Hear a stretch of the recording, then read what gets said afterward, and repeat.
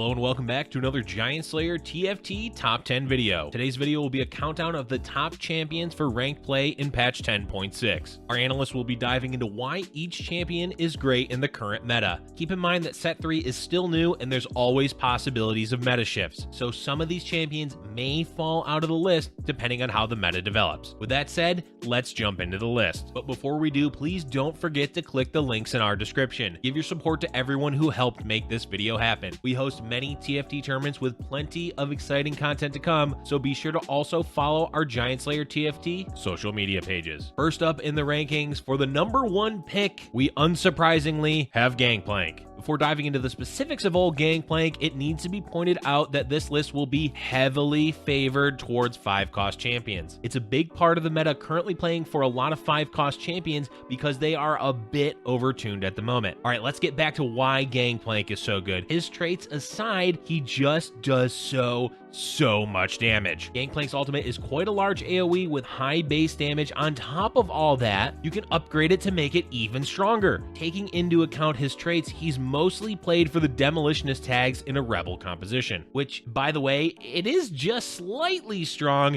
that he can stun with his ability since it hits almost the entire board. Unlike a lot of champions, Gangplank really doesn't need any items to do well. Guardian Angel is often all you'll need to make sure that his ultimate goes off. Other strong options are stacking AP items to make his ultimate do insane damage, but generally defensive items are his friend. As for the upgrades he gets for being a mercenary, hands down the best one is Double Strike. Onto the next 5-cost wrecking ball, we have Miss Fortune coming in as the number 2 champion. She may not be quite as reliable as Gangplank because she can straight up miss with her ultimate, but when she does hit, she hits real hard. And since she's also a mercenary, you can get really strong upgrades for ability like a larger cone, more waves, and shielding. She's easily slotted into most compositions late game, though you're likely to see her in Cybernetics or Brawler Blaster. She also works really well in Rebel as just a stand-in DPS. She can be interrupted when she uses her ability and can straight up target the wrong champion, so at least she has some downsides,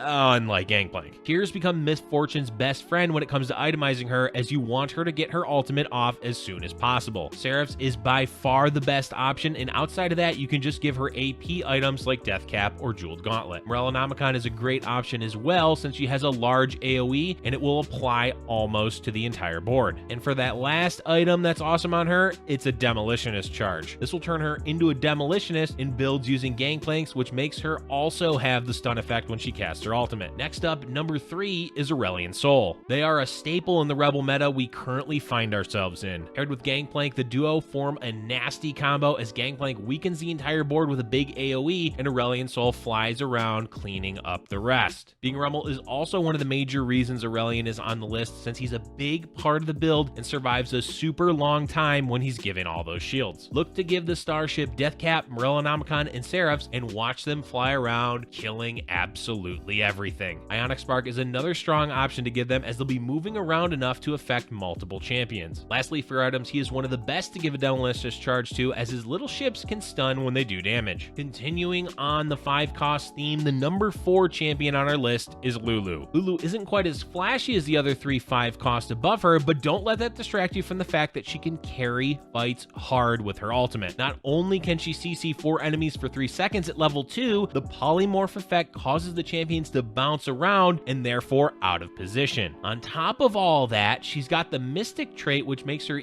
easily one of the best to slot in at level 8 or 9. Even with ignoring her traits, she's one of the best standalone late game champions to play. Throw her in the front line to get her ultimate off against important champions like Gangplank, or keep her in the back to CC infiltrators off of your carry. Whichever way you position her, she's going to get you a lot of value. Ekko is the last 5-cost on the list, and he slides right in at number 5. He is strong, but not as dominating as the other 5-cost champions on the list. Ekko can do a lot, but overall he's a little bit more item dependent than the other legendary champions before he can truly shine. That said, he stops the board, which means effects that were happening will end, such as canceling Miss Fortune's ultimate, making him quite a versatile late game unit. Often you're going to see him mostly in a Cybernetics build, but he will fit in late game in a lot of different builds by himself just for his ability. What's nice about his ultimate is it applies on hit effects, so giving him a Morellonomicon makes him incredibly valuable late game as he hits every enemy on the board. board. Ekko can use a wide variety of items, though as mentioned, on-hit items are fantastic as they apply during his ultimate, so give him items like Red Buff.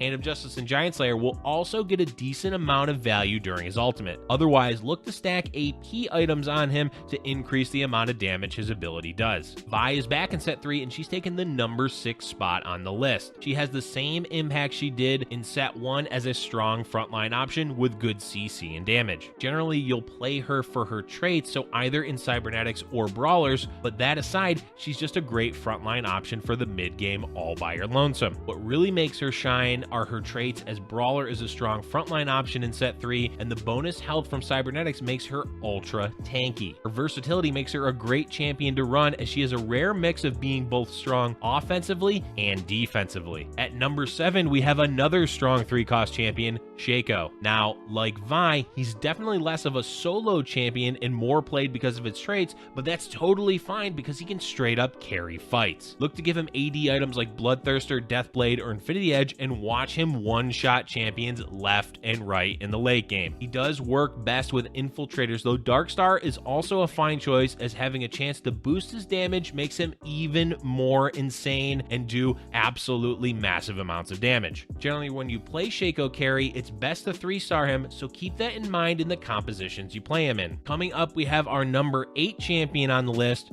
Mordekaiser. While it is still quite early in set 3, this champion does feel a bit underrated compared to other commonly played frontline champions. He's super hard to kill and does a good amount of damage with his ultimate, and those qualities make him worthwhile to pick up, especially early game. The main downside to him is Vanguard is a bit niche at the moment instead of a staple frontline option, but as we move forward in set 3, it's possible he will become a common champion in a lot of early and mid-game builds. He's another champion that can carry really hard as a 3-star, especially when given items like Ionic Spark, Bramble Vest, and Guardian Angel. In a lot of ways, this list feels like set 1, as the champion coming in at number 9, Lucian, was often a staple champion in that set as well. Lucian is a great early and mid-game carry option, just like he was back in the first set. With Red Buff being a bit overtuned at the moment, he can straight up win rounds just with that item alone. Mix in the fact that Cybernetic is one of the best options early on, and that he transitions really well late game into Blasters or Cybernetics, makes Lucian an all-around great champion to play right now. Not much else needs to be said about him other than it's nice to see him back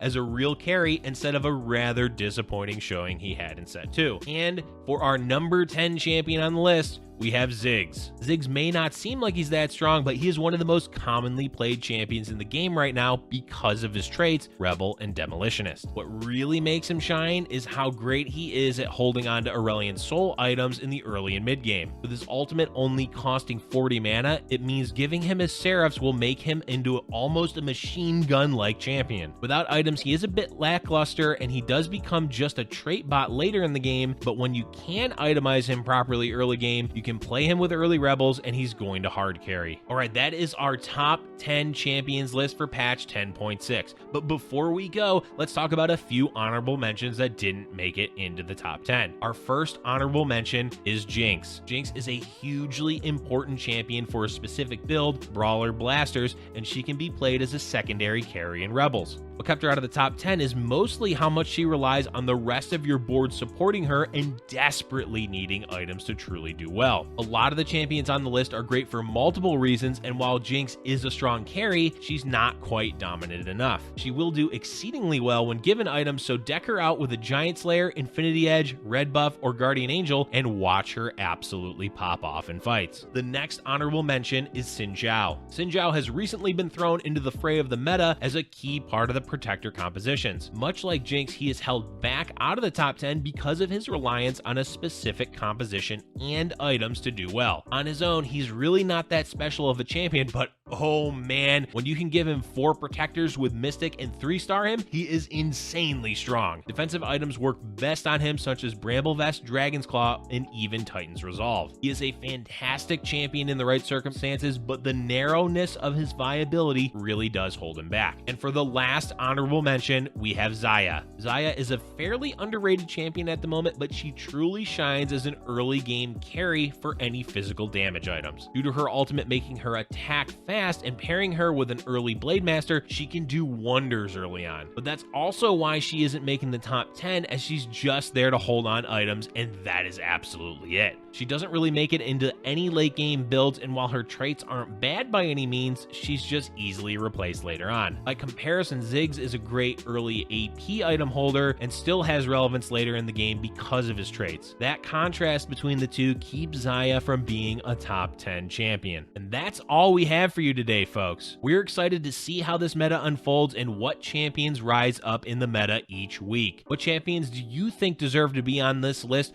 or think will make it in the future list? Be sure to let us know in the comments section below. As always, we're thankful for your support, so we appreciate it when you like and subscribe, and we'll see you in the next Giant Slayer TFT video.